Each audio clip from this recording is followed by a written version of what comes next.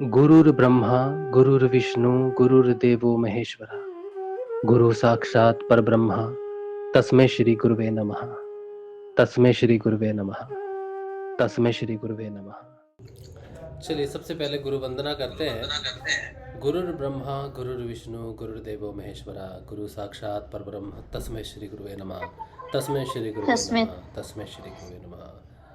बोलो समर्थ सदगुरुदेव संत श्री रामलाल जी सियाग की जय। जय हो। बोलो शिव अवतारी महायोगी बाबा श्री गंगाईनाथ की जय। जय हो। बोलो दशम अवतार कल की अवतार की जय। जय हो। बोलो सनातन धर्म की जय। जय हो। बोलो पलाना धाम की जय। जय हो। बोलो जामसर धाम की जय। जय हो।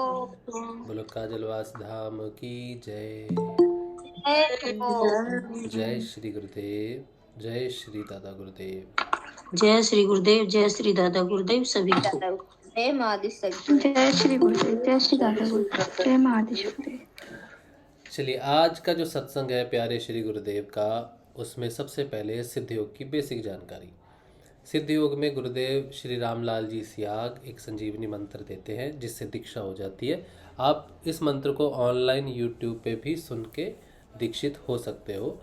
मंत्र मिल जाने के बाद आपको उस मंत्र का यथासंभव जाप करना है, बिना होंठ और जीभ हिलाए मन मन में मानसिक जाप करना है। 2 समय आपको ध्यान करना है और ध्यान करते समय आपको गुरुदेव श्री रामलाल जी सियाग की फ़ोटो इंटरनेट से डाउनलोड कर लेनी है, प्रिंट आउट लेके उसको सामने रखना है और फिर आपको ध्यान करना है। गुरुदेव को आज्ञा चक्कर पर इमेजिन करना है और प्रेयर करनी है, गुरुदेव से प्रार्थना करनी है कि गुरुदेव मैं आपसे जिस कारण से जुड़ रहा हूँ मेरा वो मनोरथ सफल करें और मेरा मार्गदर्शन करें। आपने यथासंभव जाप करना है, जब ध्यान कर रहे हैं तब भी जाप करना है और जब ध्यान नहीं कर रहे तब भी जाप करना है। आप हर समय जाप कर सकते हो। जो भी काम आप पूरे दिन में कर रहे हो उस काम को करते समय आप संजीवनी मंत्र का जाप कर सकते हो। जब आपको धीरे धीरे आपके अंदर में परिवर्तन नज़र आने लग जाएगा तब आपको समझ में आने लग जाएगा कि हाँ, साधना अंतर्मुखी साधना में परिवर्तन आता है जबकि बाहरमुखी साधना में परिवर्तन नहीं आता। कोई आपको प्रश्न होगा तो आप इसी वीडियो पे कमेंट कर सकते हैं, पूछ सकते हैं। कुछ एक डिटेल्ड वीडियो है इस साधना के बारे में, सिद्ध योग के बारे में, तो मैं आपके साथ शेयर कर दूंगा। ठीक है, चलिए आज अपना सेशन शुरू करते हैं। इस सेशन में जनरली हम प्रश्न वगैरह लेते हैं। किसी साधक का कोई प्रश्न होता है तो उस प्रश्न पे बात करते हैं। किसी का कोई बदलाव होता है उस बदलाव पे बात करते हैं। ठीक है, एक प्रश्न है जिसकी मैं बात करना चाहता हूँ। इससे पहले कि मैं आपसे पूछूं, मैं एक बात करना चाहता हूँ जो थोड़ी सी गंभीर समस्या है। गंभीर समस्या ये है कि एक मैसेज आया मुझे यूट्यूब पे, एक सेशन पे, वीडियो पे मैसेज आया। उन्होंने कहा कि कोई बच्ची को ध्यान करवाया और उसके बाद उसकी मानसिक स्थिति ख़राब हो गई, वो अब परेशान है, तो क्या किया जाए। देखिए, ये जो बात आप कह रहे हो ना कि जब कोई बच्ची ने ध्यान किया उसकी मानसिक स्थिति खराब हो गई, मानसिक स्थिति खराब नहीं होती है क्योंकि सिद्ध योग भगवान का नाम है, प्रभु का नाम है। ठीक है, तो इससे स्थिति खराब नहीं होती। होता क्या है कि कई बार हमारे अंदर ही कुछ नकारात्मकता होती है जो घर करके बैठी रहती है हमारे विचारों में, जो हमें बदलने नहीं देना चाहती। तो जब हम संजीवनी मंत्र का जाप करते हैं, सकारात्मकता की तरफ बढ़ते हैं, तो वो जो नकारात्मकता हमारे अंदर घर करके बैठी है, पता नहीं वो जो नकारात्मकता है वो जब बच्ची बड़ी होती तो उसको किस डिप्रेशन में लेके जा सकती थी या किस बड़ी बीमारी का शिकार कर सकती थी। तो अब वो क्या है, जो घर करके बैठी थी तामसिकता, वो जैसे ही आप मंत्र जाप करते हो वो बाहर निकलना नहीं चाहती, जिसकी वजह से वो ऐसा लगता है कि वो अटैक कर रही है या बच्चे के दिमाग पे असर कर रही है।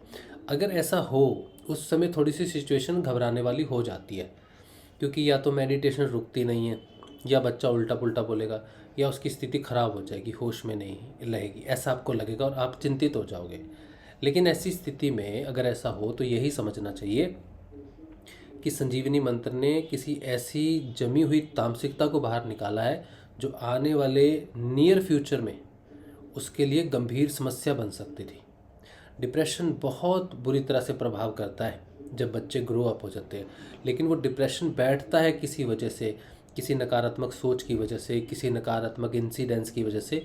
कुछ सोच के मन में बैठ जाती है वो चीज़, लेकिन वो उस समय सामने नहीं आती क्योंकि बच्चे का एटमॉस्फेयर वैसा नहीं होता।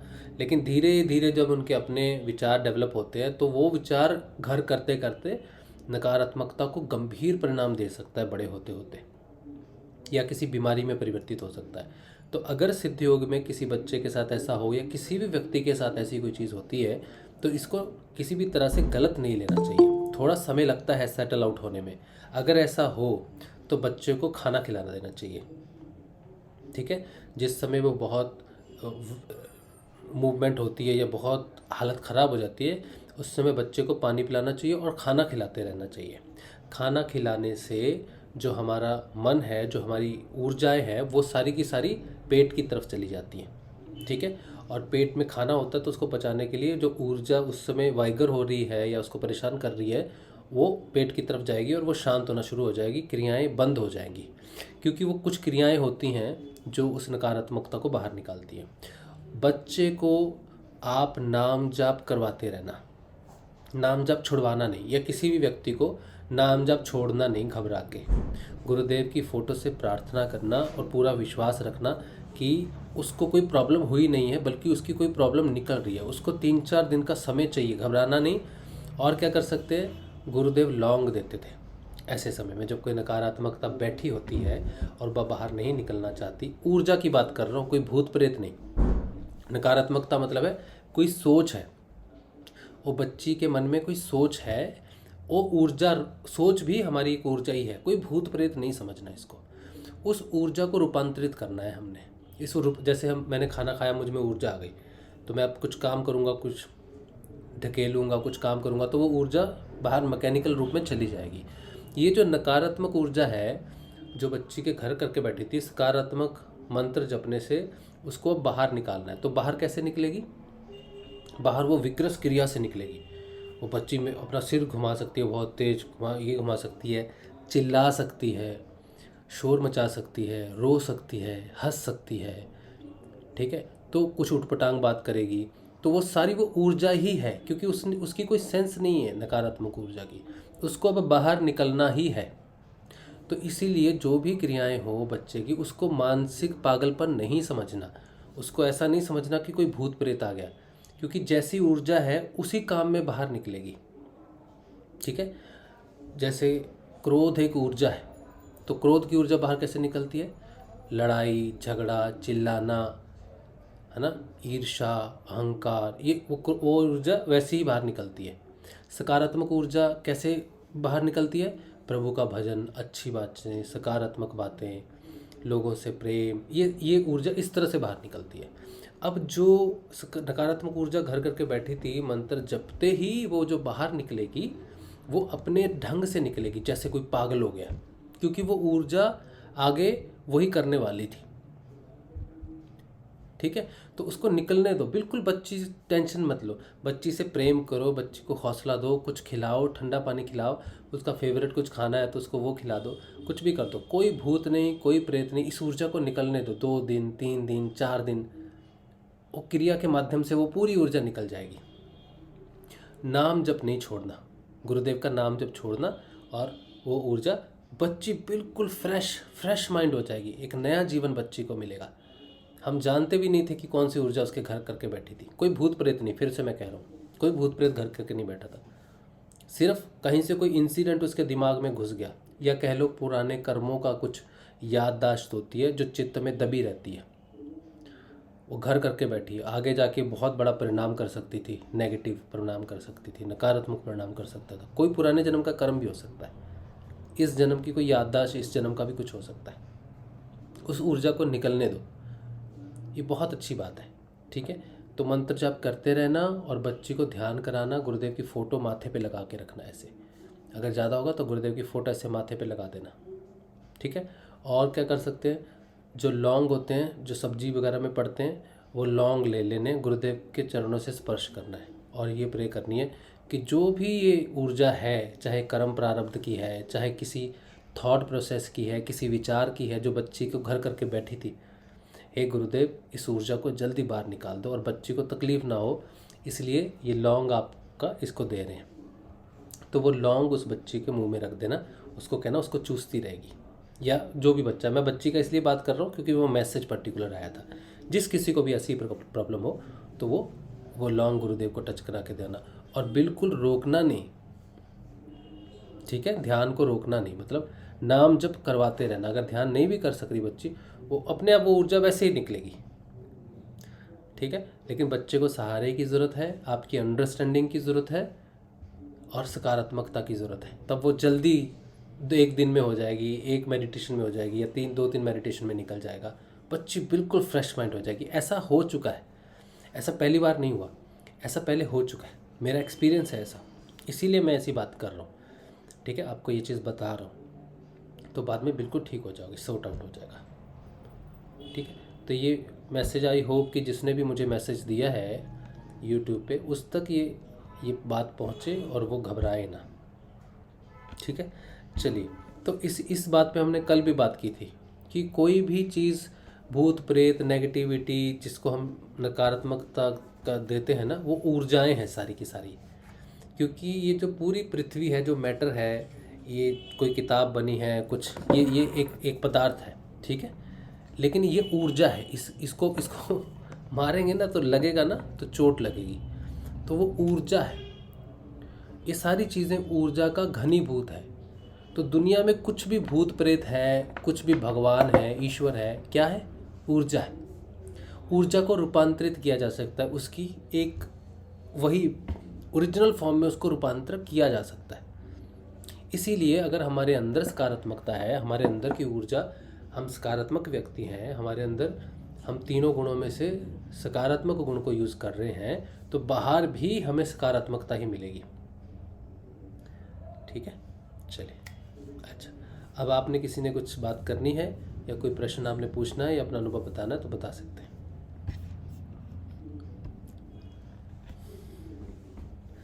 अमर कला बहन, आपको कुछ पूछना है, आप पूछ लीजिए।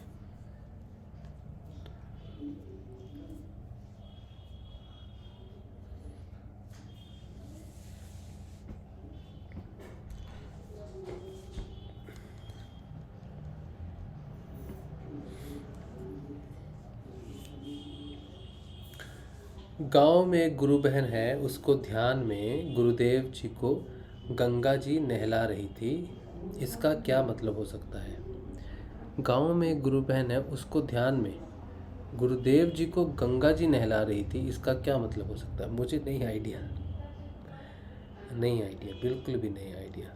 क्योंकि ये कुछ ऐसी अनुभूतियाँ होती हैं, मैंने कहा ना, अनुभूतियों का सोर्स हमें पता नहीं,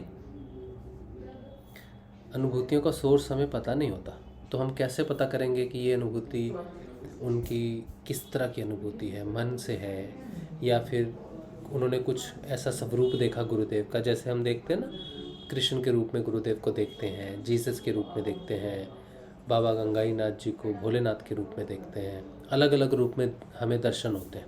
हमारी आस्था के हिसाब से गुरु हमारे सामने वैसे ही प्रकट होते हैं।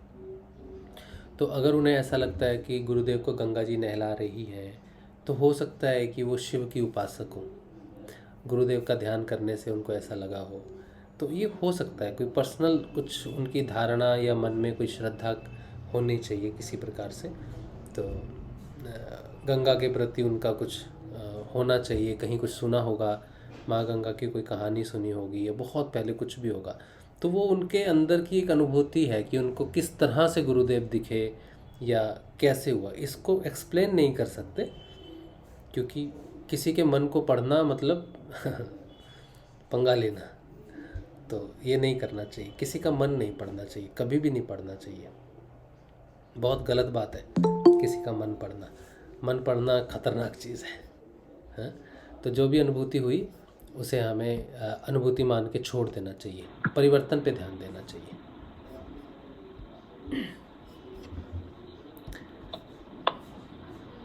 हाँ जी, किसी और को कुछ बात करना है, बोलना है?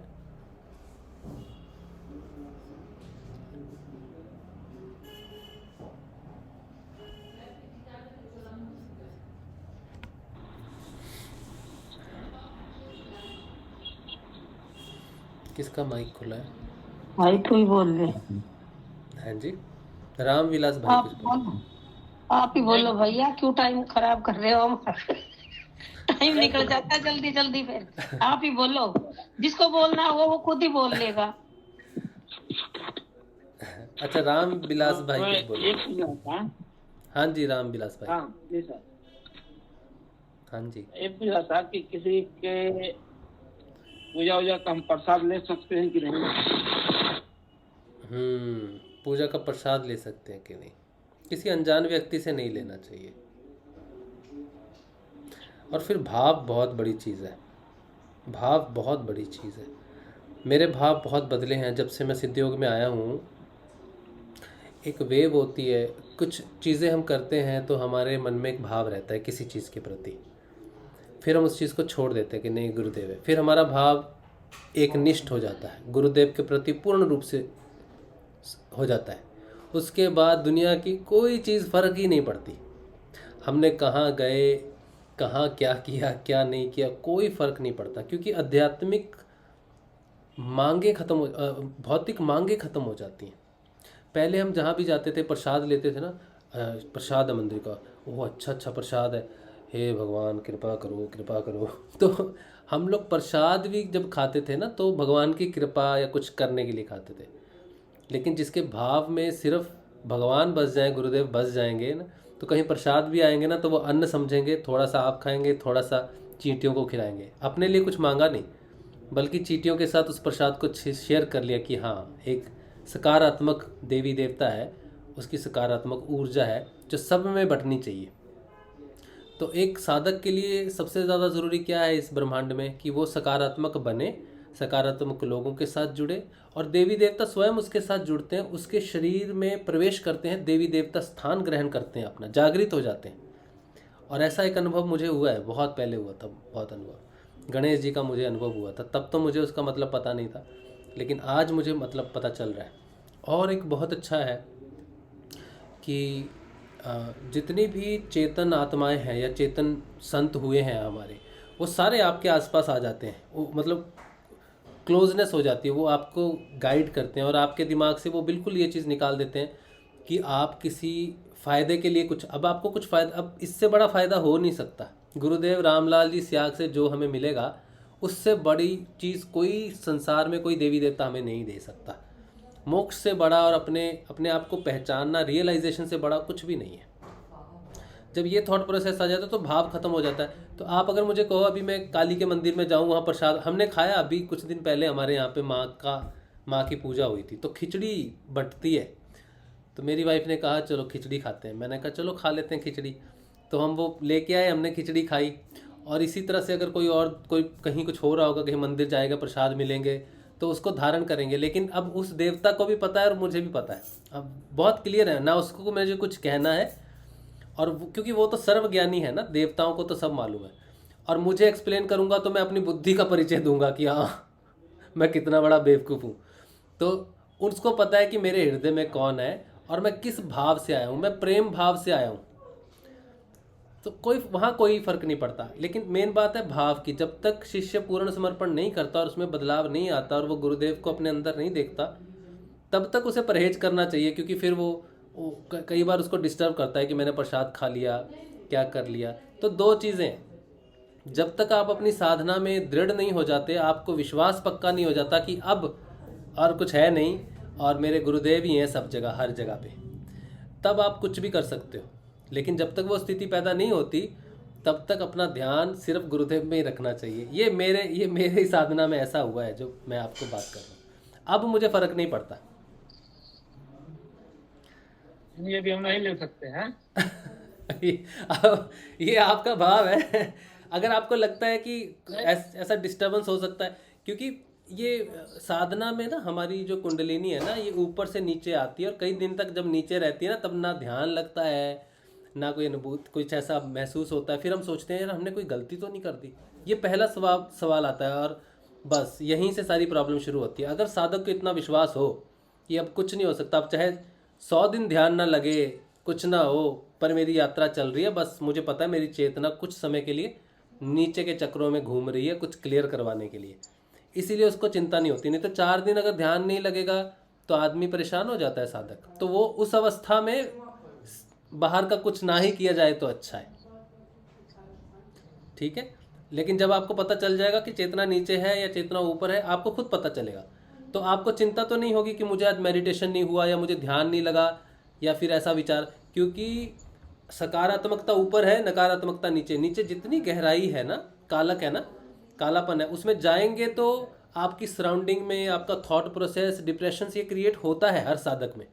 कोई साधक बचता नहीं इससे, अगर कोई ना कहे तो अलग बात है, ठीक है। लेकिन जब तक आप उसको क्लियर नहीं करते और गंदगी में जाओगे साफ करने के लिए, तो गंदे तो होगे थोड़ा, लेकिन आपको पता होता है कि मैं सफाई करने के लिए आया हूँ, तो वो विचार आप पे आते तो है लेकिन प्रभाव नहीं करते, ठीक है। तो ऐसे में अगर कोई साधक बाहर से प्रसाद खा ले या बाहर कहीं घूम के आ जाए मंदिर टेम्पल में और उसकी कुंडलिनी थोड़ी देर के लिए नीचे सफाई करने आ जाए, तो वो घबरा जाएगा कि यार मैंने शायद गया था इसीलिए मेरा ध्यान नहीं लग रहा, इसीलिए शायद मेरे विचार भटक रहे हैं।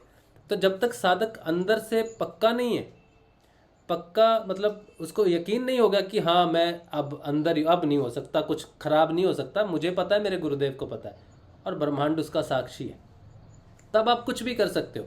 लेकिन जब तक ये स्थिति प्रकट नहीं होती तब तक ना ही किया जाए बाहर मंदिरों में जाके, या कुछ भी देवी देवताओं का ना किया जाए, ताकि मन ना भटके। तब तक रिस्ट्रेन करना चाहिए, अपने आप को रोकना चाहिए। एक बार स्थिति हो जाए तो फिर आप आज़ाद हो, ठीक है। रामविलास भाई, ठीक ठाक कुछ समझ में आया? मैं कुछ समझा पाया कि नहीं? ठीक है, ठीक है। हाँ, तो अगर ऐसा लगता है तो आप अब आप पे आए, ठीक है। गुरुदेव कभी भी नहीं रोकते किसी भी चीज़ से, बस हमारी शुद्धिकरण होने में समय लग जाता है थोड़ा। नहीं, मैं जिनके थ्रू हुआ ना इसमें पहले आके कई बार बोले, हाँ हमारे समझ में नहीं आ रहा था। हाँ इस बार आए, अचानक उनका एक बात हमको लग गया हाँ और मैं वहीं से गुरुदेव जी को पकड़ लिया। हम्म, यही मिला जुला कर 3-3.5 महीना हुआ, अभी नया हूँ हम्म। और नाद वगैरह सब मतलब चल रहा है। अच्छा, कितना समय हुआ आपको? 3.5 महीने? 3.5, हाँ 3.5 होता है महीने? अभी जुड़े हो नए नए? हाँ, नहीं जो हाँ, अच्छा अच्छा अच्छा, कोई बात। फिर अभी प्रसाद वसाद मत खाओ बाहर से।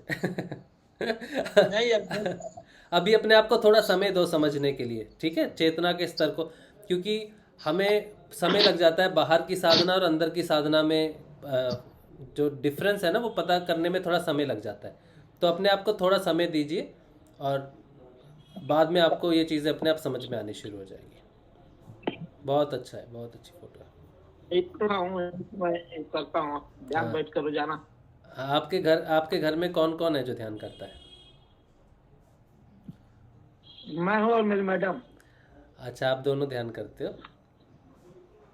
बहुत अच्छी बात है, बहुत अच्छी बात है, बहुत अच्छी बात है। चलिए, कोई प्रश्न होगा तो पूछते बच्चे रहिए। लोग हाँ, बच्चे क्या करते? ठीक, यही शाम को मैं नहीं रहता हूँ तो दीपक को जला देते हैं लोग, हाँ हाँ, दीपक जलाते हैं। अच्छा गुरु जी को। हाँ हाँ, अच्छा अच्छा। कौन से गांव से हैं आप? कहाँ, किस शहर से हैं? ये मऊ जिला है, उत्तर प्रदेश। अच्छा अच्छा अच्छा, ओके, बहुत अच्छी बात है, बहुत अच्छा लगा आपसे बात करके। चलिए, कोई प्रश्न रहेगा तो ज्वाइन रहिएगा, ठीक है। और मेरा व्हाट्सएप नंबर रखिएगा, अगर कोई दिक्कत होती है तो व्हाट्सएप पे आप मैसेज भी कर सकते हो। आज किया तो था मैसेज। किया था आज मैसेज? अच्छा, बुक्स ली थी क्या? बोले हैं। बुक्स ली थी? हाँ हाँ, अच्छा जी जी। हाँ, अच्छा अच्छा अच्छा। चलिए, पढ़िए, बुक्स पढ़िए, बहुत अच्छी बात है। जय श्री गुरुदेव। जय गुरुदेव। जय श्री गुरुदेव। अच्छा, चलिए, यूट्यूब में है कुछ हंगामा या सब शांति है? यूट्यूब में शांति है, चलो अच्छी बात है। यहाँ भी शांति यार। शांति बहुत अच्छी चीज़ है ये, शांति। इस शांति की तो ज़रूरत है सब जगह। सारे बहन भाई तेरे सारे शांत हैं बिल्कुल। हाँ, थोड़ी शांति है। बहुत अच्छी बात है। बहुत कुछ है जो शांति में ही वो भगवान की जो आवाज़ है ना, भगवान की जो गति है, वो जब तक हम हाथ पैर मारते हैं तब तक पता भी नहीं चलती। जब हम शांत हो जाते हैं तभी पता चलती है। तो सेशन का आगे महत्व, आके शांति हो जाएंगे सारे। इस सेशन का मैं तो कहता हूँ इसका हमारा जो पर्पस है ना, जो एम है ना, लक्ष्य जो है वो यही है कि शांति, कोई प्रश्न ही सारे खत्म हो शांति जाए। शांति ही है, हाँ, प्रश्न ही सारे लक्ष्य खत्म हो शांति है। जाए। हाँ, लक्ष्य शांति है तो हाँ, और उस पथ पे तो चल ही पड़े। हाँ बिल्कुल। कितना अच्छा लगता है ना ये भी है शांत। कि इसका हिस्सा है क्या भैया? क्या चीज? ये भी मेडिटेशन का हिस्सा है, शांत रहना। सत्संग हाँ। भैया मैं बहुत कुछ बोलना भी चाहती हूँ, बताना भी चाहती हूँ और पूछना भी चाहती हूँ, पर जब सेशन शुरू होता है शांत रहो, बिल्कुल मौन।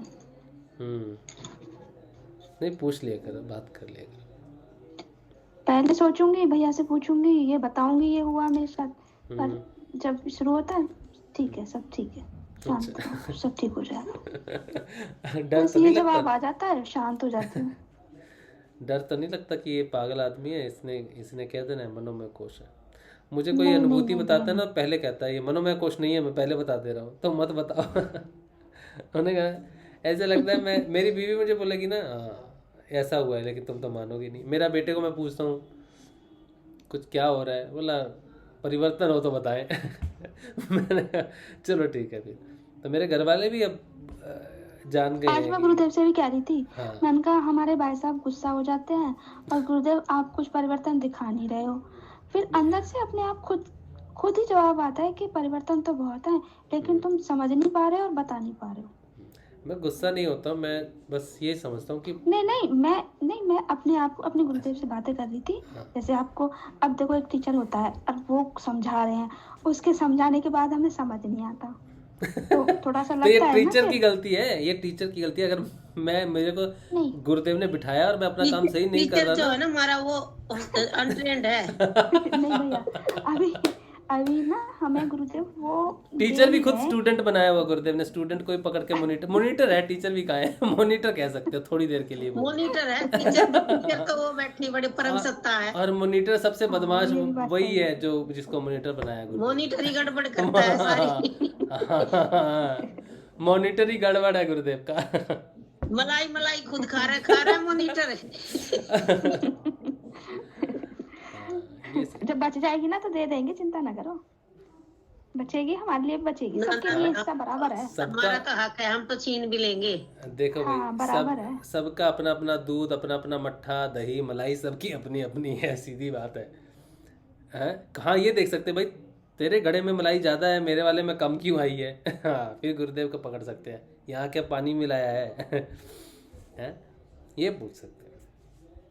फिर गुरुदेव कहेंगे पानी मैं नहीं, मैं तो दूध देता हूँ, पानी तुम लोग मिला देते हो उसमें। बिल्कुल गलती हमारी तरफ से ही होती है। गलती सिर्फ हमारी तरफ से ही होती है, और उधर से गलती होने का कोई चांस ही नहीं है, असंभव है। सारा क्लेश हमारा ही है। बिल्कुल। आज तो बेबे से भी बात हुई थी। अच्छा, क्या बोल रही है बेबी? वो दर्शन करवाए थे ना समाधि के। अच्छा, तब बात क्या हुई थी? जबरदस्ती करे पड़ रही थी मैया, कह रही जैसे वो कर लिया ऐसे शादी मत कर लेना है मतलब? मैं बोल रही थी, मैंने जबरदस्ती कि करे बेबे पड़ मैं रही थी। शादी मत कर लेना, एंगेजमेंट तो कर ली। किसने कर मैंने ली कि आप कह एंगेजमेंट? रहे थे काजलवास में करेंगे। क्या, मैं समझ ही नहीं पाया, क्या बोल रही? बेबे कह रही थी कि शादी में सबको आना है। मैंने कि एंगेजमेंट तो कर ली, पार्टी बनती है ना। हाँ, एंगेजमेंट? किसकी एंगेजमेंट? लड़की की एंगेजमेंट होगी ना, उनकी बेटी की। हाँ, अच्छा अच्छा, वैशाली की होगी एंगेजमेंट, बहुत अच्छी बात है। नहीं पता? नहीं, अच्छा, किसी को नहीं पता, यही तो कह रही थी। मुझे बताया नहीं उन्होंने। राजस्थान से ही। हाँ, किसी को राजस्थान भी का नहीं है पता। लड़का। अच्छा अच्छा, हाँ तो वैशाली बहन की बहुत अच्छी बात है। तो वो शादी कब है? गंगानगर के हैं और चंडीगढ़ में ही रहते हैं वो लोग। गंगानगर का है, चंडीगढ़? अच्छा, गंगानगर तो इधर ही पड़ता है, पास में ही है। जामसर की तरफ ही है ना। हाँ हाँ हाँ हाँ हाँ, राजस्थान, बहुत अच्छी बात है। अच्छा अच्छा अच्छा, एक बार अभय दिखा रहा था कुछ फोटोज। हाँ वो स्टेटस लगाया हुआ था बेबे ने। हाँ शायद अभय कुछ देख रहा था उस समय, वो शायद विशाली का ही हाँ था हाँ होगा। हाँ मैं नहीं देखता स्टेटस, अभय सबका स्टेटस देखता रहता है एक्चुअली। तो वो मुझे कुछ हाँ। बोल रहा था, मैं ध्यान नहीं दिया उतना फिर उस समय। अच्छा अच्छा अच्छा अच्छा। हाँ अच्छा, मैं देखूंगा। कम से कम बिना तो महीना भर तो हो गया होगा शायद। हाँ काफ़ी पुरानी बात है जब वो कह रहा था कुछ ऐसा शादी है। मैं हाँ हाँ हाँ लगता है हाँ इतना। हाँ अच्छा, विशाली का है तब वो। अच्छा। हम्म। तो अच्छी बात है, बहुत अच्छी बात है। तो शादी अभी नहीं फिक्स हुई? शादी का नहीं पता। हम्म। अच्छा, अभी कोरोना काल भी है ना, तो हट जाए तब तो नहीं जाए। अब सब शादियां खुल रही हैं, हम लोग तो जा रहे हैं अब शादियों अब में, कल परसों भी गए थे। अब थोड़ा ठीक होने लग गया है माहौल। हाँ अब तो ठीक है। हाँ अब वो गर्मियों में तो शादी होगी नहीं मेरे ख्याल से, या तो एंड ऑफ द ईयर भी हो सकती है, पता नहीं, अब देखो। अब बहुत दिन हो गए शादी वादियों में जाए, कोरोना ने इस नुकसान कर रखा था बहुत ज्यादा। हाँ सही बात है, बहुत शादियां बेचारी हम अटेंड ही नहीं कर पाए, बहुत सारी शादियां। हम्म। चलो, और कोई गुरु भाई कुछ बात करना चाहता है क्या? अच्छा, यूट्यूब पे है कुछ। मोना सोनी, जय श्री गुरुदेव। मुझे कल ध्यान में कलश दिखाई दिया। पहले तो कलश, फिर आम के पत्ते और फिर नारियल, यानी कलश के ऊपर नारियल और पत्ते दिखे। तो इसका क्या मतलब है?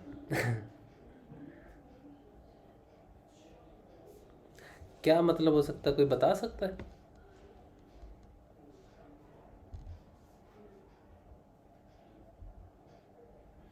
मैं बताऊं? किसी ने नहीं बताना। हमारी जो यात्रा है, आध्यात्मिक यात्रा है, वो अंदर की है। अंदर में ना आम पत्ता, ना बेल पत्ता, ना फूल पत्ता, कुछ भी नहीं चलता, कुछ भी नहीं चलता। हम बहुत सालों से, या कह लो युगों से, जब से चला है, हमारे जो एंसेस्टर हैं, जो हमारे माता पिता हैं, वो सब बाहर ही पूजा करते आए हैं। तो जनरली हम माँ की पूजा करते हैं, कोई घट बिठाते हैं, उसमें आम के पत्ते लगाते हैं, ऊपर नारियल रखते हैं, माँ वो 7 दिन का घट, 11 दिन का घट, घड़ा बिठाते हैं, उसको कलश बिठाते हैं उसको। ऐसा हमारा विधान है बाहर की पूजा करने में। जब हम कोई मन्नत रखते हैं किसी चीज़ के लिए, ठीक है, कोई मनोकामना रखते हैं, तो हम कलश बिठाते हैं। लेकिन अंदर की जो है ना, अंदर की जो साधना है ना, उसमें कुछ भी नहीं है। उसमें एक ही कलश है, वो है आपका शरीर। यही शरीर है, यही घट है। और इस घट से बाहर निकलने की बात है। इस घट को तोड़े बिना, इस घट को तोड़े बिना, इस घट से बाहर निकलने का प्रोसेस है। जब इस घट से बाहर निकल जाएंगे और देख लेंगे कि ये घट है, तब इसको तोड़ देंगे बाहर निकल के। जनरली क्या होता है, घट कैसे टूटता है? घट टूट जाता है और तब हम अंदर ही होते हैं, तब हमें बड़ा कष्ट होता है, हमें बाहर का कुछ पता नहीं चलता। तो फिर से घट बनता है, क्योंकि हम घट के अंदर में ही रहते हैं। घट टूट गया, नया घट बन गया। लेकिन हमारी जो अंदर की यात्रा है, वो इस घट से बाहर निकलना और फिर अपने घट को तोड़ना खुद, ये पूरी प्रोसेस है। अगर आपको कुछ भी दिखाई दिया है ना, कि मुझे कलश दिखाई दिया है, हम घट बोलते हैं यहाँ पर, कैलकाटा में घट बोलते हैं कलश को। तो आपको अगर कलश ऐसा तो कुछ दिखाई दिया ना, तो आप ये समझो कि हमारे मन में ऐसी बहुत सारी चीज़ें हैं, पूजा के समान, पूजा करने के जो विचार हैं हमारे, तो वो विचार ही हमारी साधना में हमें कई बार प्रस्तुत हो जाते हैं। हमारे ध्यान में प्रस्तुत होने वाले विचारों की जो जड़ है, वो हमें पता नहीं। वो हमारा भौतिक जीवन, भौतिक पूजा पाठ भी हो सकता है, वो आध्यात्मिक भी हो सकती हैं चीज़ें। शुरुआती तौर पर आध्यात्मिक चीज़ें जब भी हमें फील होती हैं ध्यान में, तो उनका मन से कोई संपर्क नहीं होता, ठीक है। आप जब ध्यान में बैठे रहते हो, तो आप अपने डीपर कॉन्शियस में चले जाते हो, गहरे ध्यान में जब जाते हो। मन हमेशा आपके पीछे पीछे रहता है, लेकिन आप थोड़े आगे रहते हो, चेतना थोड़ी आगे रहती है, मन थोड़ा पीछे हो जाता है। नहीं तो चेतना और मन एक ही रहते हैं जागृत अवस्था में। ध्यान अवस्था में वो अलग हो जाते हैं। अब वो कितनी दूर होते हैं ये गहरा ध्यान डिसाइड करता है। जितना ध्यान गहरा होगा उतना मैं डीपर कॉन्शियस में चला जाऊंगा, मन उससे आगे नहीं जाता। शुरुआती तौर पे जब किसी को ध्यान लगना शुरू हो जाता है तो समझो थोड़ा सा डिफरेंस है। अब जब चेतना गहरी जाती है तो यहाँ पर अगर कुछ फील होता है तो वो क्षणों से भी कम के लिए होता है, क्षण से भी कम का समय होता है। 1 सेकंड भी बहुत बड़ी बात है, उससे भी कम समय का होता है। जैसे ही यहाँ कुछ अनुभूति होती है चेतना को, मन फटाफट उस पर अधिकार कर लेता है और वो चीज़ गायब हो जाती है, क्योंकि वो मन का क्षेत्र नहीं है। तो जब शुरुआती साधना में जब हमें कुछ दिव्य दर्शन होते हैं या कुछ भी अनुभूति होती है तो वो क्षणिक होती है ध्यान के समय में।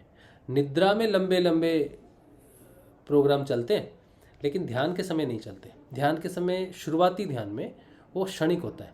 फिर जैसे जैसे ध्यान गहरा होता जाता है, हम गहरे ध्यान में जाते रहते हैं तो उसकी सीमा बढ़ती रहती है, क्योंकि मन वहाँ तक पहुँच ही नहीं पाता, मन वहीं ज़ीरो हो जाता है। लेकिन जब तक वो शून्य नहीं होता तब तक, जब तक विचार है तब तक चेतना मन के साथ ही है। जैसे ही विचार शून्य हो गए तो चेतना अलग हो गई।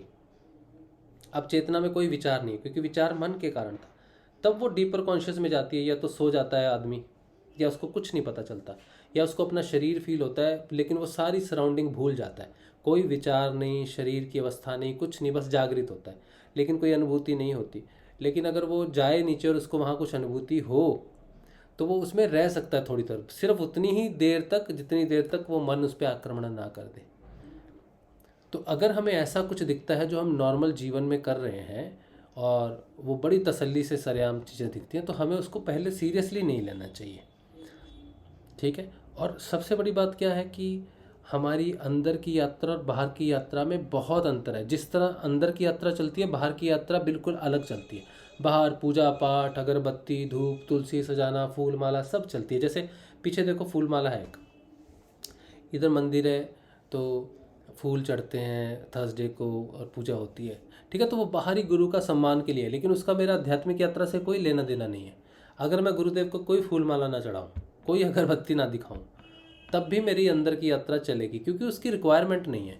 हाँ, मन को शांत रखने के लिए, मन को गुरुदेव से जोड़ने के लिए बाहर की पूजाएं होती हैं, बस इससे ज़्यादा कुछ महत्व नहीं है। अंदर उसका कोई प्रभाव नहीं पड़ता पूजा का। हाँ, पूजा से सकारात्मकता और गुरु के प्रति जो प्रेम बढ़ता है, और जब ध्यान में बैठते हैं तब वो प्रेम काम आता है।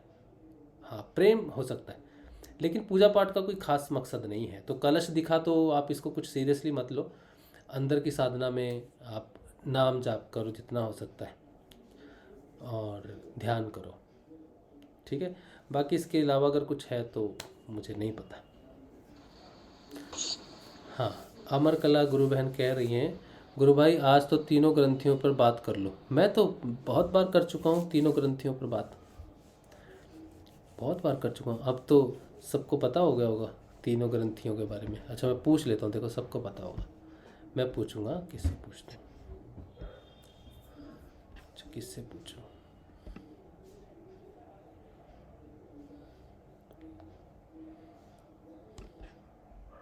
सोनी, 3 ग्रंथियों के नाम बताओ।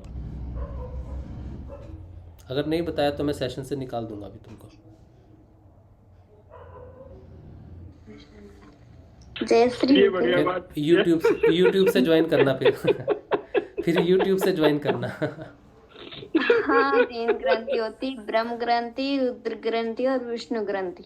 हाँ, ब्रह्म ग्रंथि का क्या काम है? ये तो नहीं पता। विष्णु ग्रंथि का नहीं पता? नहीं। ब्रह्म ग्रंथि कौन से 2 चक्रों पे महत्वपूर्ण कार्य करती है? नहीं पता, कोई बात नहीं, कोई बात नहीं। तुम्हें 3 ग्रंथि, मूलाधार और हाँ, मूलाधार और स्वादिष्ठान। मूलाधार, स्वादिष्ठान, नीचे के 2 चक्कर। हाँ, और विष्णु ग्रंथि कौन से 2 चक्रों पे कार्य करती है? मूलतः ऊपर के 2 चक्कर, मणिपुर और हृदय चक्र। और रुद्र ग्रंथि आज्ञा चक्र, सहस्रार और नहीं, कंठ चक्र और आज्ञा चक्र। उससे ऊपर ग्रंथियों का कोई कार्य नहीं है बेटा। आज्ञा चक्र नीचे। हाँ, इससे ऊपर ना ब्रह्म है, ना विष्णु है, ना महेश है। इसके ऊपर एक ओमकार, बस वही है परम परमेश्वर, परम परमात्मा, एक यूनिटी। इसके आगे भेद खत्म हो जाता है। ब्रह्मा विष्णु महेश, इनका भेद खत्म हो जाता है आज्ञा चक्र से ऊपर कोई ग्रंथि नहीं। इसके ऊपर ग्रंथियां खत्म, तो वो इन तीनों की यूनिटी होके परब्रह्म की प्राप्ति गुरु के रूप में बदल जाते हैं। इसके ऊपर का साम्राज्य गुरु का है। ठीक है, जहाँ तक ग्रंथियां हैं वहाँ तक ब्रह्मा विष्णु महेश है, क्योंकि वो अधिष्ठात्रा है, वो उन चीज़ों को कंट्रोल करते हैं। लेकिन गुरु किसी ग्रंथि से बंधा नहीं, उसका साम्राज्य आज्ञा चक्कर से सहस्त्रार तक है। वहाँ कोई ग्रंथि नहीं है, कोई रास्ता नहीं है, कुछ नहीं है वहाँ सिर्फ उस रास्ते को सिर्फ और सिर्फ गुरु जानता है और कोई नहीं जानता। कोई क्रिया नहीं है आज्ञा चक्र के ऊपर, सिर्फ ध्यान है। सारी क्रियाएं बंद हो जाती हैं, फिर ध्यान लगता है, मन शून्य हो जाता है। जो मैं बात कर रहा था ना, मन अलग हो गया, इससे आगे मन जा ही नहीं सकता। आज्ञा चक्र से ऊपर वो जा ही नहीं सकता, खत्म है वो। सिर्फ हम चेतना ऊपर बढ़ती है बस, और उसको ऊपर लेके जाने वाला ना ब्रह्मा है, ना विष्णु है, ना महेश है। उसको यहाँ से ऊपर लेके जाने वाला सिर्फ और सिर्फ गुरु है। हाँ, इसीलिए तो गुरु की महानता ना, इसीलिए तो गुरु का ध्यान कहाँ करते हैं? आज्ञा चक्र पे करते हैं। क्यों करते हैं? क्योंकि यहाँ तक तो सब ले आते हैं इससे आगे कोई नहीं लेके जाता। इसीलिए वो सारे गुणगान करते हैं, गुरु का ही गुणगान करते हैं सारे, कि गुरु बिना पार नहीं पड़नी।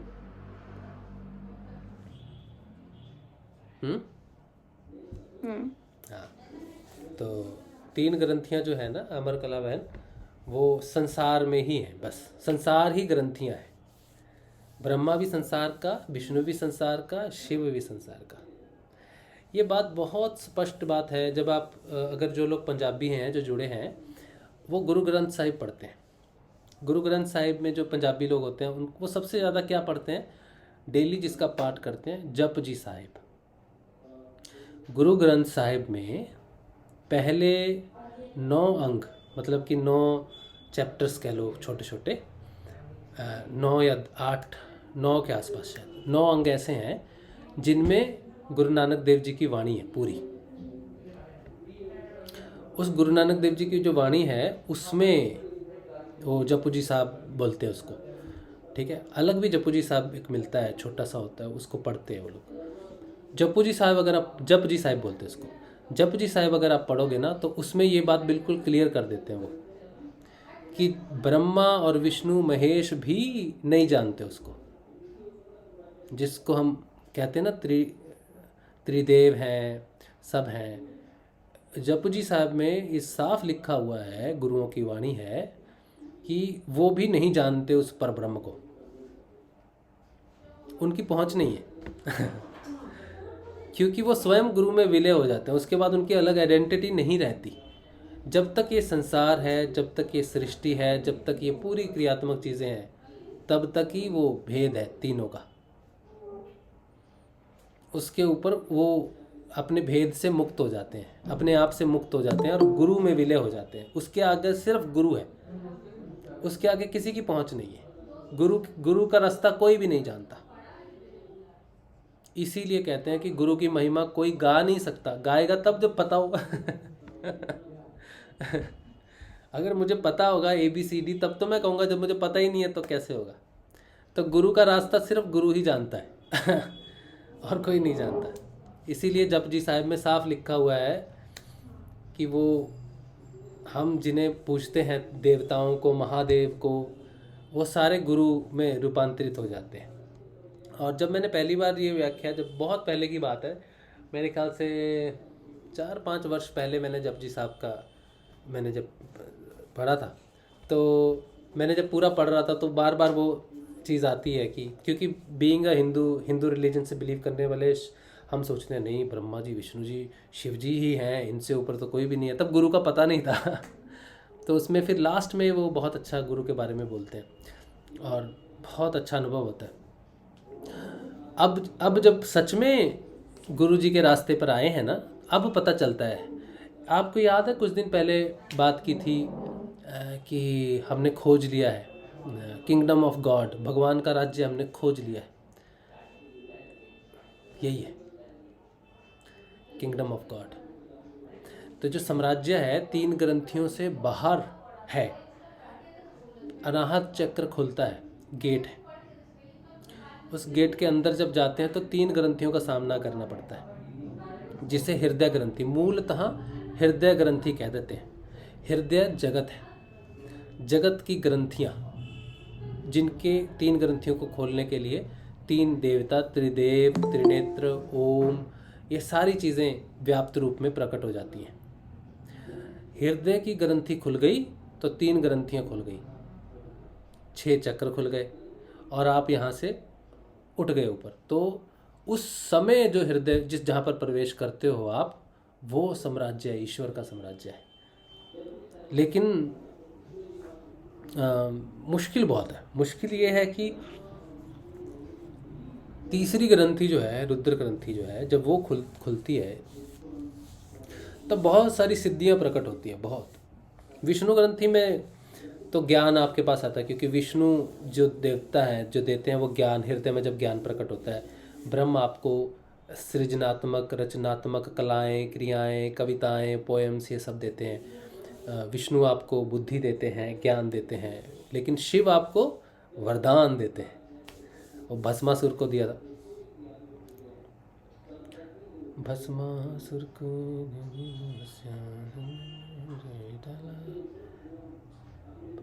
भस्मासुर की देख तपस्या, शिव जी ने वर दे डाला। शिव की शक्ति, शिव के ही पीछे भागे डमरू वाला। ऐसे समय में विष्णु जी ने मोहनी रूप बनाया। भस्मासुर को छलिया ने छल से अपने संग नचाया। पापी हुआ भस्म अपने ही हाथों, शिव का हुआ बोल बाला रे भाई। समय का खेल निराला रे भाई, समय का खेल निराला। तो शिव आपको शक्तियाँ देते हैं, ये जाने बिना कि आप कौन हो। साधना पथ पे यही सबसे मुश्किल है, शिव। क्योंकि शिव, आपका ट्रांसफॉर्मेशन कितना हुआ, कितना नहीं हुआ, आप उस तक पहुंच गए, शिव तक पहुंच गए, रुद्र ग्रंथि तक पहुंच गए गुरु कृपा से। लेकिन अभी तक आप उस पथ पे हो, तो शिव के पास पहुंचते ही शिव वरदानों के अंबार लगा देते हैं, सिद्धियां प्रकट होती हैं। रुद्र ग्रंथि के अंडर कंठ चक्र और आज्ञा चक्र, ये दोनों सिद्धियों से भरे हुए चक्र हैं दोनों। इसमें दर्शन होते हैं, भविष्य दिखता है। आज्ञा चक्र से भविष्य दिखता है, यहाँ से वाणी सत्य होनी शुरू हो जाती है, और भी बहुत सारी सिद्धियाँ प्रकट होनी शुरू हो जाती हैं, क्योंकि सूक्ष्मता में प्रवेश करना शुरू कर देती है चेतना। अब शिव तो दे देते हैं सब कुछ। अब अगर कोई भस्मासुर निकल जाए तो भस्मासुर का मतलब है भटक गया साधक। सिद्धियाँ शिव ने तो देनी ही है, क्योंकि शिव बैठे ही आपको देखने के लिए है कि तू भस्मासुर बनता है या तो गुरु भक्त बन के निकलता है। उन्होंने देनी ही है आपको, और आपको मिलेंगी सिद्धियाँ रास्ते में। लेकिन अगर तो उन सिद्धियों के चक्कर में पड़ गए तो विष्णु भस्म कर देंगे आपको। विष्णु आपके ही ज्ञान से, आपकी ही सिद्धि से आप ही को लुटा देंगे, डामाडोल कर देंगे, गिर जाओगे आप। विष्णु ऐसा चक्कर चलाएंगे। लेकिन अगर शिव से प्रस्तुत होने वाली सारी शक्तियों को भी आप नकारते हो, कहते हो कि प्रभु देख ली माया आपकी बहुत, अब कुछ माया मत दिखाओ, अब आगे लेके चलो, तो फिर वो तीनों आपको एक ही स्वरूप में मिलेंगे, गुरु के स्वरूप में। उस दिन आपको पता चलेगा कि जो आपके गुरुदेव हैं वही ब्रह्मा हैं, वही विष्णु हैं, वही शिव है। फिर वहाँ से आपके मन के अंदर में एक मंत्र उजागर होगा। वो मंत्र होगा, गुरुर ब्रह्मा गुरुर विष्णु गुरुर्देवो महेश्वरा, गुरु साक्षात पर ब्रह्म तस्मै श्री गुरुवे नमः। ये मंत्र आपका तब प्रकट होगा जब आप आज्ञा चक्र से ऊपर उठ जाओगे और सारे प्रकट हो जाए। वहाँ से नीचे नहीं गिरोगे। वहाँ पर सारे बीजों को जलाने की प्रक्रिया है सिर्फ, क्योंकि आप उठ गए ऊपर बीजों से। बीज पड़े, अब बस जलाना का काम बाकी है। गए ध्यान में और वापस आए तो जला के आए सारे, जिसे निर्बीज समाधि कहते हैं। और यहाँ से यहाँ का एक क्षण का समय है, लेकिन यहाँ पे स्थिर रहना पड़ता है थोड़े समय के लिए स्थिर रहना पड़ेगा। प्रलोभन आएंगे, ज्ञान चरम सीमा पे पहुँचेगा, भक्ति प्रेम चरम सीमा पे पहुँचेगी, सिद्धियाँ होंगी और भौतिक सुखों की बढ़ोतरी हो जाएगी, सब तरफ से हेल्प आ जाएगी, सब कुछ हो जाएगा। मतलब पूरा संसार आपके कदमों में गिर जाएगा, हर तरफ से जो आपको चाहिए था कभी जीवन में सब आपको प्रस्तुत हो जाएगा। तो ये 3 ग्रंथियाँ हैं, और भी है, बहुत कुछ है ग्रंथियों में, धीरे धीरे आगे बढ़ेंगे। और कुछ?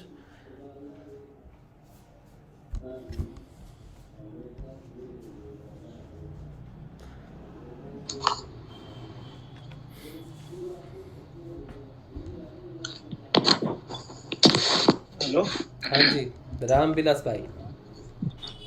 तो एक और बात थी, हम्म जैसे गुरु मंत्र लेने से पहले जो कुछ मन्नत है उसे पूरा किया जा सकता है कि उसको भी छोड़ दें? मैंने अभी तो बताया, अभी अभी अभी मैंने क्या बताया आपको, ये मन्नतें सब अपने आप पूरी हो जाएंगी आपकी। आप एक पर्टिकुलर मन्नत के लिए अपनी तपस्या बर्बाद मत करना। नहीं, जैसे पहले से मन्नत एक माना हुआ था, जैसे मेरा तबीयत खराब था तो हाँ, मैं अच्छा गुरुदेव से अच्छा अच्छा अच्छा अच्छा, वो अपने आप गुरुदेव संभाल लेंगे। संभाल लेंगे, ठीक है। एक बार एक गुरु बहन का मुझे फ़ोन आया, उन्होंने महामृत्युंजय की अपने बेटे के लिए मन्नत मांगी कि हम 1.25 लाख का जप करवाएंगे, हमारा बेटा ठीक हो जाए। तो उन्होंने गुरुदेव की प्राप्ति हो गई। तो उन्होंने मुझसे पूछा क्या करें, अब 1.25 लाख का जप करवाएं कि नहीं करवाएं। तो मैंने उन्हें कहा देखो, जो भी आपकी जो भी मन्नत है ना, गुरुदेव ने साफ कहा है कि सब धर्मों को छोड़ के अगर तू मेरी शरण में आ गया तो मैं तुझे मुक्त कर दूंगा, मैं तुझे हर बंधन से मुक्त कर दूंगा। तो अगर आप गुरु मंत्र जप रहे हो और गुरुदेव को आपने सरेंडर कर दिया तो आप उसकी शरण में हो। ठीक है, सोचो महामृत्युंजय का था, महामृत्युंजय प्राणों की रक्षा के लिए होता है, और वो गुरु की शरण में आ गए। अब जब गुरु की शरण में आ गए तो महामृत्युंजय भी जानते हैं कि गुरु से बड़ी कोई शरण नहीं होती, और काल भी उस पर पंजा नहीं डालेगा जो गुरु की शरण में हो। अब गुरु पे आती है बात कि नहीं, इसने तो महामृत्युंजय का बोला हुआ था, किया नहीं, तो गुरु कहता है मैं करूँगा, मेरी शरण में है ना तो मैं करूँगा। तो सब गुरु ही करेंगे। तो गुरु की शरण में जाने के बाद कुछ भी बचता नहीं। हमारे पता नहीं रामविलास भाई, एक तो आपको मन्नत याद है, लेकिन पता नहीं कितने जन्मों की कितनी मन्नतें हैं जो आपने पूरी नहीं की। उनका क्या करोगे? याद करोगे? गुरुदेव को कहोगे सारी याद कराओ, सारी पूरी करनी है मुझे, कर पाओगे? नहीं कर पाऊंगा। हाँ, तो ये एक मन्नत आपको सिर्फ याद है, बाकी पता नहीं कितने जन्म आपके हुए हैं और कितनी मन्नतें हमने अधूरी छोड़ी हुई है। जो मन्नत, जो पूजा करवानी होगी गुरुदेव आपसे करवा लेंगे। ठीक है, आपको पता भी नहीं चलेगा। एक विशेष दिन पे आपको ना मुहूर्त पता होगा, ना उस दिन की विशेषता पता होगी। आप ऐसे ही निकल जाएंगे कुछ करने के लिए, और आपके हाथ से कोई दान हो जाएगा, कोई कर्म हो जाएगा, जिससे वो चीज़ पूरी हो जाएगी। आपको पता भी नहीं चलेगा, गुरु आपसे ही करवा लेंगे, आपको पता भी नहीं चलेगा। अभी 4-5 दिन हुआ है, मैं जा रहा था रास्ते अपने दुकान पे, तो रास्ते में एक मंदिर पड़ता है समय माँ का, वहाँ पर एक लड़की थी, पूजा वूजा करके और खड़ा होकर खोज रही थी कोई नारियल फोड़ने वाला मिले तो कहूँ। तो मैं पहुँच गया और हमको बोली कि अंकल जी हाँ, नारियल फोड़ दो, नारियल फोड़ना है। हाँ। मैं भी गया मंदिर पर, गुरु माता का नाम लिया, हाँ, जय गुरु माता, जय गुरुदेव, हाँ, और गया और नारियल एक ही बार में 2 टुकड़ा हो गया एकदम। इसके बाद में चलाया फोड़कर, वहीं का मन्नत था। हाँ, तो बस मैंने कहा ना, अगर आपने गुरुदेव का सरेंडर कर दिया और मन्नत कोई बची हुई आप भूल जाओगे, गुरु के पास आएगा वो कि मैं तो इसको पकड़ने वाला था इस मन्नत के चक्कर में, लेकिन आपकी शरण में है, बताओ इसका क्या करें। तो गुरुदेव कहेंगे मन्नत मैं पूरी करवा देता हूँ, चलो आज ही करवा देता हूँ। वही हुआ ना आपके साथ। और शुरू में जब मैं साधना में आया ना, तो लगभग 15 दिन बीता था। 15 दिन जाने के बाद से मुझे दादा गुरुदेव आए एकदम सुबह टाइम 5 का, और घर में सब खुदाई करके सब पैर से साफ कर रहे थे। हाँ। और उसी टाइम वो जो समय माँ जो है उनका डेट हमको बताया कि सन 1800 ईस्वी में 7वां महीना अतवार मंगल को मतलब उनकी स्थापना हुई। अच्छा, कहाँ की स्थापना हुई? एक मिनट रुको, आवाज बड़ी कम है। हाँ, उसी मंदिर का। क्या समझ नहीं आया मुझे, कुछ भी समझ नहीं आया। मैं क्या बोला आपने? स्थापना में दादा गुरुदेव आए थे और उस मंदिर का डेट बताए थे कि सन 1800 ईस्वी में। अच्छा। 8वां महीना, 8वां का लास्ट और 9वां की शुरुआत, उनका स्थापना हुआ वहाँ। कौन से मंदिर का? इस समय माँ का। अच्छा।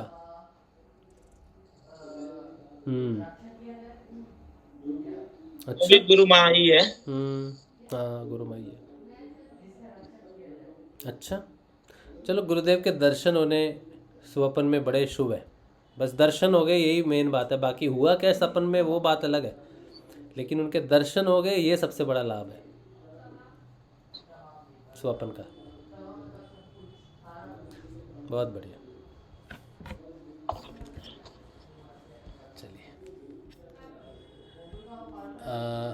अच्छा, YouTube पे अगर किसी का कोई प्रश्न है तो चल लेते हैं प्रश्न, नहीं तो फिर आज के लिए जय श्री गुरुदेव, कल मिलेंगे। नहीं तो किसी का है कोई प्रश्न, कुछ बात करनी है किसी को?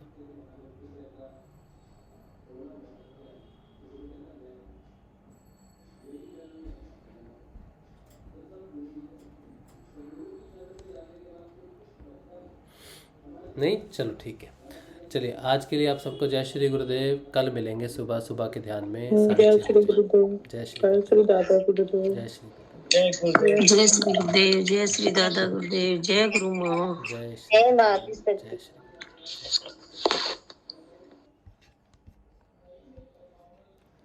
जय श्री गुरुदेव, जय श्री गुरुदेव जी, जय श्री जय श्री गुरुदेव, जय जय श्री दादा जय गुरुदेव, श्री दादा गुरुदेव, जय महादेव। जय महादेव।